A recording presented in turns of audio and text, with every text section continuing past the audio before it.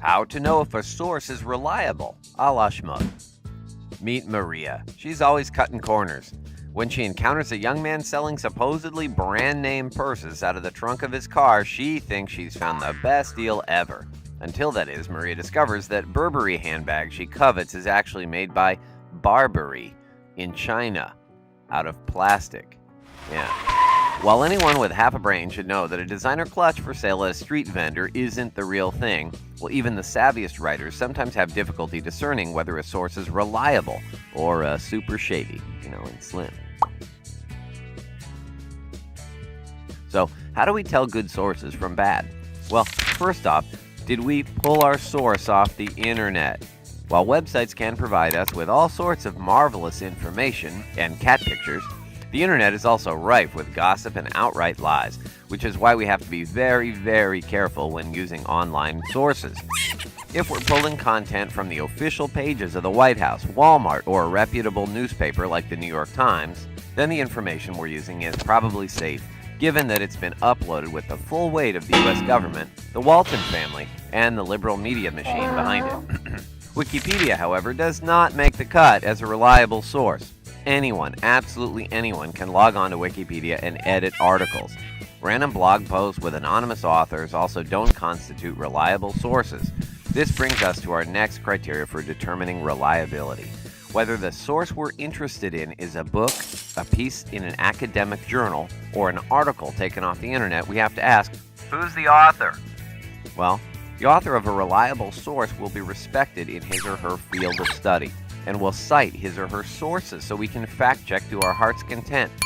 For example, if we're writing an essay about President William Howard Taft and his enormous bathtub, you remember that story?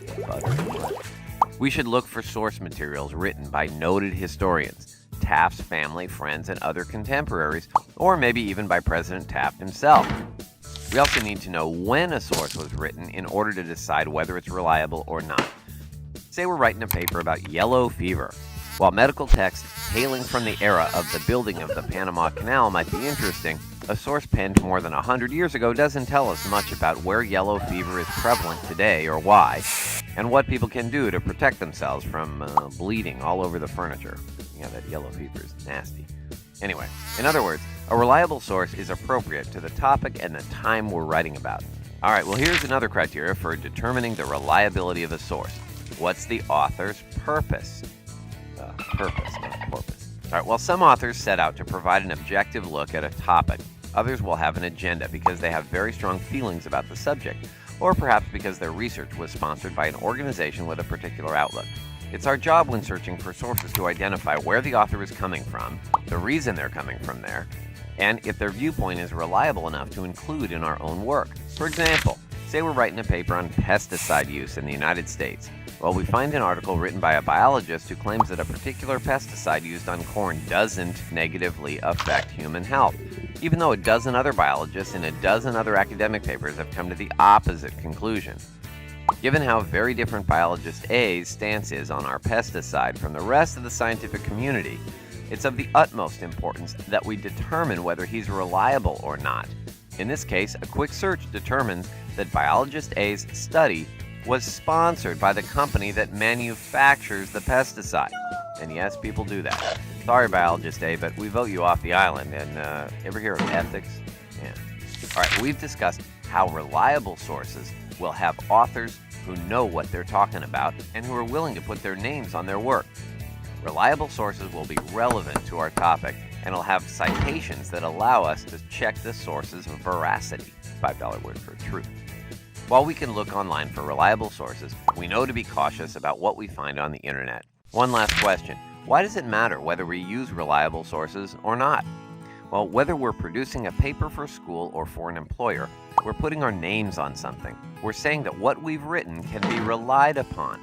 When our own reputations are on the line with our peers, our teachers, our employers, etc., we must take the extra time, and really it isn't much, to make sure that the information we use to back our opinions is good and real and honest. Otherwise, we'll look like idiots.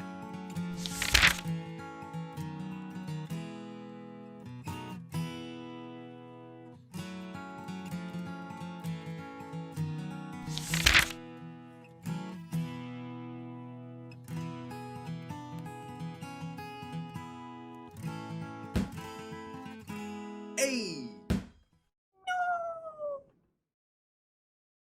What did the buffalo say to his son as he left for school? Bye, son. Okay, bad joke, but if you survived it, how about clicking the subscribe button below? And if you're looking for more jokes from yours truly, why not check out our website at www.shmoop.com. And if you want to get updates on what's new, well, check us out on Facebook and Twitter too.